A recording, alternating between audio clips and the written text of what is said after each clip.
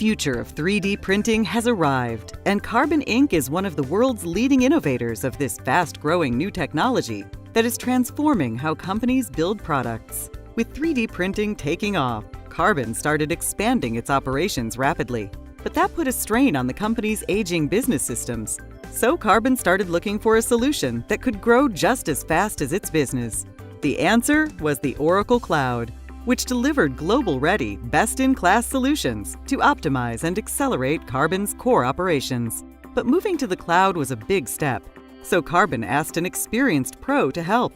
DAS Systems was the ideal partner because they knew the Oracle Cloud inside and out. In fact, DAS runs its own business on the Oracle Cloud.